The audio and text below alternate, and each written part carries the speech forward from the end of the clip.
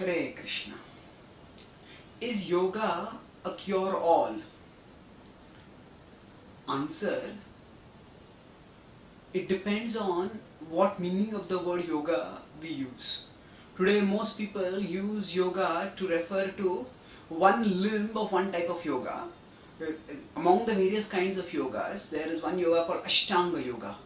And in Ashtanga yoga, one stage is asana. Asana means postures.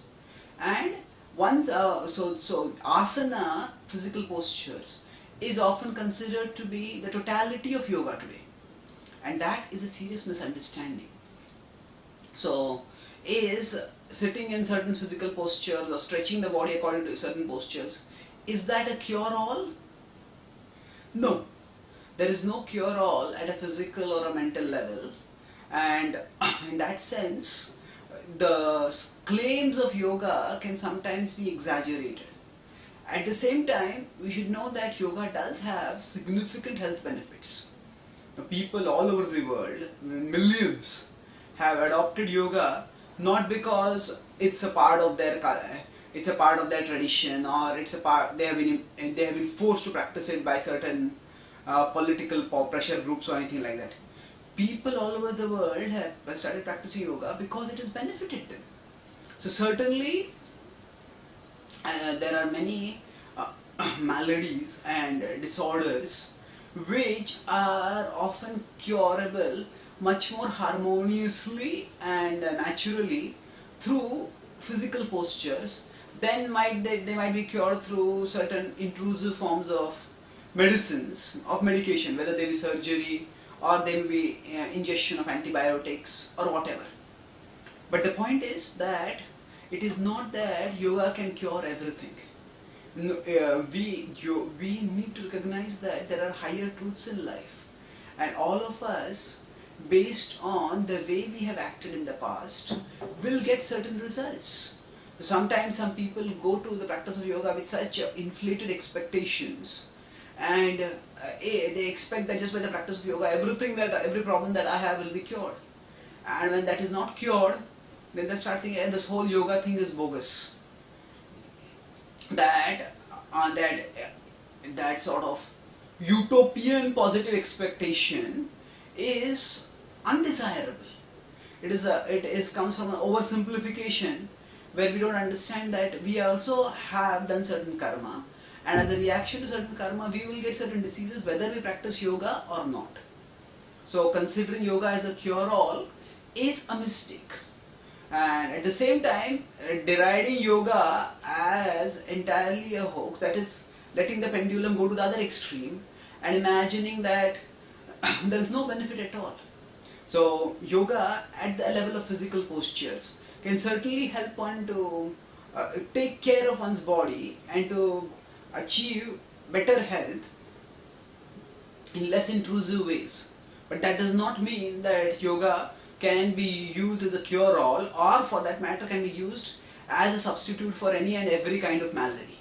Now each seeker, each person, each patient needs to individually check what aspects of one's own being can be improved by the practice of yoga and adopt that. And wherever it's necessary or it's appropriate, one can take alternative form of treatment. As far as taking care of the body is concerned, one needs to be pragmatic. Whatever works in the best way for us, that is what we can adopt. Now yoga at a higher level means connection. So in the Bhagavad Gita, from 6.20 to 6.23, Krishna talks about the process of yoga, and he says that that dukkha sanyoga viyogam yoga sangitam. So dukkha sanyoga, the contact or the union with misery, dukkha sanyoga viyoga, separation from that, yoga sangitam, that is called as yoga. So separation from misery is called as yoga, Krishna says. What this means is that when we practice yoga in terms not of physical postures but in terms of spiritual connectedness, then our consciousness rises above the bodily level and it comes to a spiritual level, and at the spiritual level when we get connected with God, who within the Bhakti tradition of India is known by names like Krishna, Ram, Vishnu. When we connect with God we connect with that infinite consciousness in love, then by that connection we experience such extraordinary higher fulfillment. Yam labdhva cha param labham manyatena tataha yasmin sthito dukkhena gurunapi na vichalyate.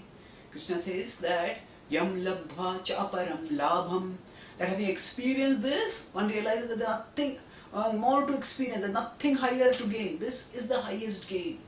And yasmin sthito dukkhena, and having been situated here, dukkhena, no misery, gurunapi na vichalyate, no misery can disturb a person. Why is that? Because one experiences such extreme fulfillment in one's life. So thus, by raising one's consciousness to the spiritual level, one can experience sublime fulfillment in one's life. And thus, one now no material achievement can offer this. Such satisfaction that one wants nothing more, and such security that no misery can threaten. That's what is offered when one comes to the summit of yoga.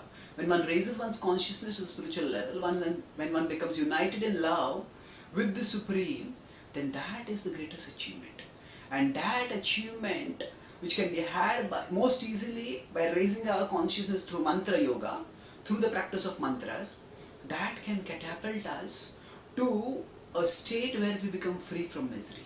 So that elevation of our human consciousness to the spiritual level, that is the ultimate cure-all. That will free us from all misery. Thank you. Hare Krishna.